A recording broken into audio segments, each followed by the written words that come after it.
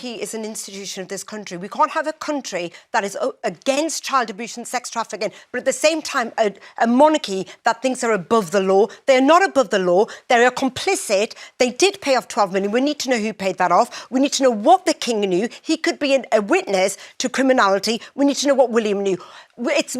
All they're bothered about is protecting their image. We need to protect victims of abuse. This is so important because we're not a democracy otherwise. How can we call ourselves a democracy? Prince Andrew scandal erupts again. And guys, the public, I think, have had it up to here. They have had enough of it, right? So what you're about to hear is one of the most powerful and emotional discussions aired about Prince Andrew and his connection to Jeffrey Epstein. While the host tried to soften things, we're talking about Vanessa, the Jeremy Vine people and Vanessa Phelps, yes, because she loved to overtalk people and loved to defend the royals at whatever cost, and she pretends as if she's not defending them, but she comes across so obnoxious, like, yes, we know you're defending them, right? While she tried her darndest to do it, voices like Narinda, Albi, and several callers made it clear the public wants accountability. Accountability, guys. So let's break down some of the most striking points that was aired today on Vanessa.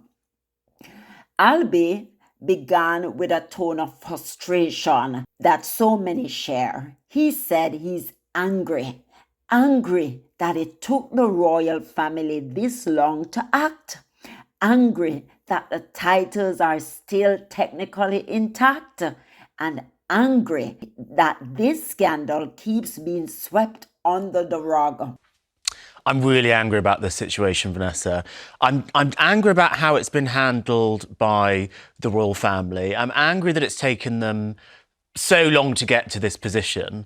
I'm angry that we're sort of having this discussion about his titles being removed as if he's legally not still the Duke of York. He is legally still the Duke of York. Yes, but he's not going to use He's not going to use the titles. But he's not going to be addressed by the title. That's fine. But there was an act in 1917 which actually deprived some of Queen Victoria's relatives of their British titles because they fought against Britain with the Germans in World War I. There is precedent for removing the titles actually legally from royals who do very bad things. Now, some people would argue this doesn't meet that bar. Obviously, well, we it's know not that treason. Prince Andrew continues to deny having done anything at Precisely. all. Precisely. But why? But then, if he continues to deny doing anything badly, why did the royal family pay Virginia Giuffre £12 million? It seems like a lot of money to pay for someone to do something that didn't happen. Sorry to interrupt. He may be denying he's got any wrongdoing, but the fact is he spent a lot of time with Epstein. He's witness to something. He's absolutely right. The royal institution moved mountains to exile Harry and Meghan for simply stepping back from duty. Yet Andrew, linked to a convicted SA, still lives in luxury at Royal Lodge. Haven't paid a penny, no rent. They lied and said, he was paying. That was a big lie. You cannot believe the media. The media is bought. They have bought the media, and that is why it's an injustice to the people of Britain, because they're being fed all lies by the media. Every single one of them are just liars. Albi also reminded everyone that there is legal precedence for stripping royal titles dating back to 1917. The monarchy could act.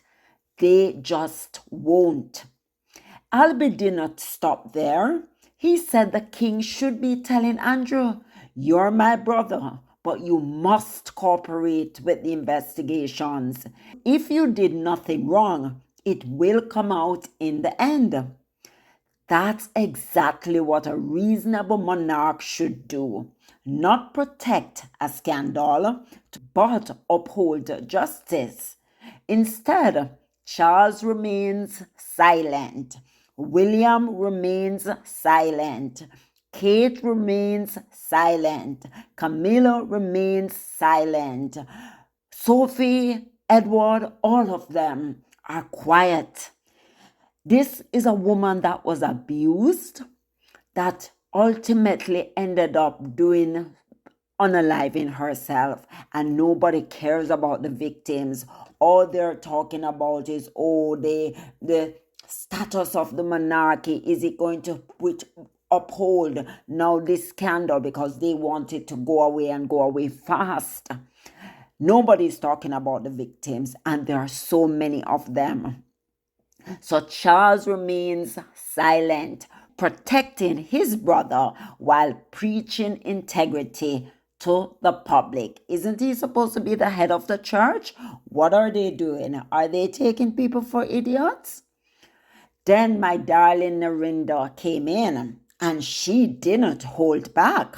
She demanded to know why there isn't a full criminal investigation into the royal family and into Andrew and the people who paid that 12 million settlement.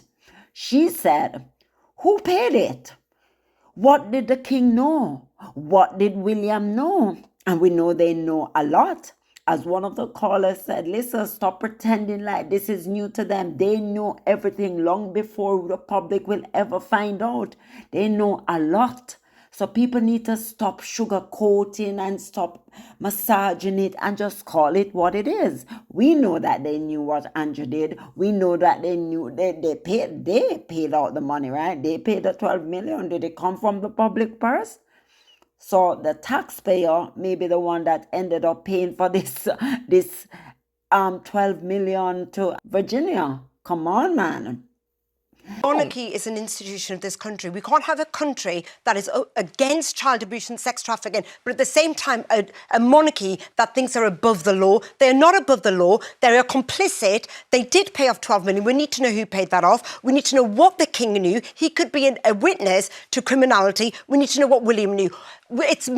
All they're bothered about is protecting their image. We need to protect victims of abuse. This is so important because we're not a democracy otherwise. How can we call ourselves a democracy?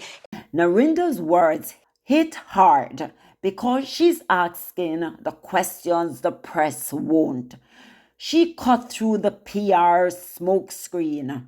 As she said, how can Britain claim to stand against child abuse and trafficking while sheltering a man accused of involvement? This isn't about gossip. It's about accountability, something the monarchy seems allergic to when it's one of their own. When it's one of their own that they don't want to discard, the ones that they want to discard, oh no, they're going to be leaking, right? Mary from Belfast, Mary's one of the callers, echoed Narinda's frustration. She said, if this was an ordinary man on the street, police would have been at his door. She questioned how the royal family can look victims of abuse in the eye while still protecting Andrew. If this was a Joe Bloggs on the street and there was an allegation made against them, the police would be at their door. They would be investigated. So why is Andrew and the royal family different? And how can the royal family go to victim support groups, talk to survivors of domestic abuse or sexual violence, and look those people in the eyes, knowing that they are covering for Andrew? No matter what way it looks, it's from the outside looking in, it looks like that family is covering for Andrew. Mary's absolutely right. The monarchy can't keep giving speeches about compassion and justice while covering up one of the darkest scandals in its modern history. It's not just hypocrisy, it's moral bankruptcy.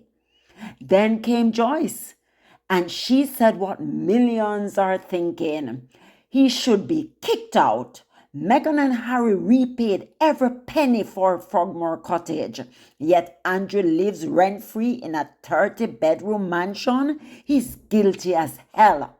He should be kicked out of there and learn to support himself, because at the end of the day, Meghan and Harry paid how much to do up the cottage that they were living in, were given to them. They paid back the money and it was taken away from them.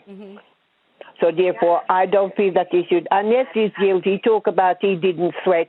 He was sweating like a pig in a Persian rug over a spit fire, but he didn't.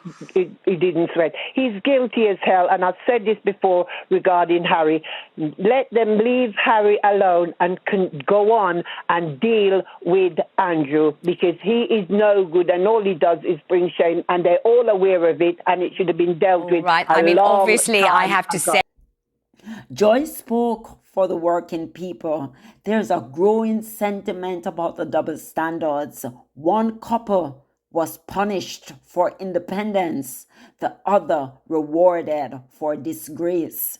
Joyce's anger reflects the exhaustion so many feel, watching privilege protect power again and again.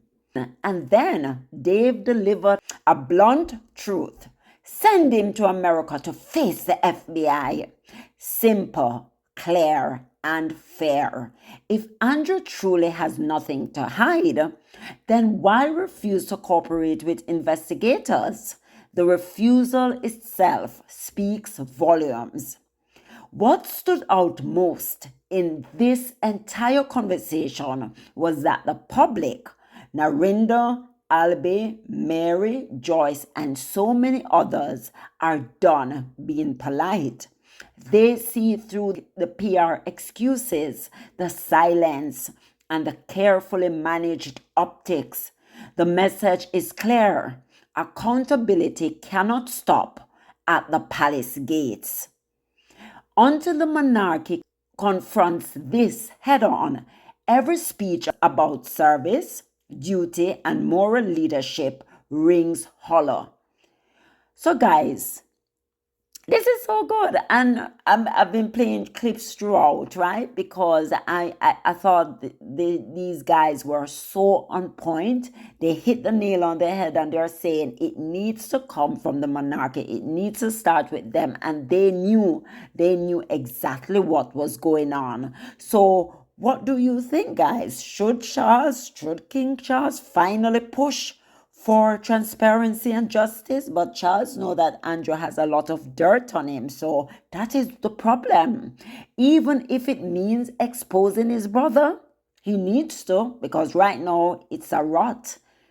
The fish rots from the head.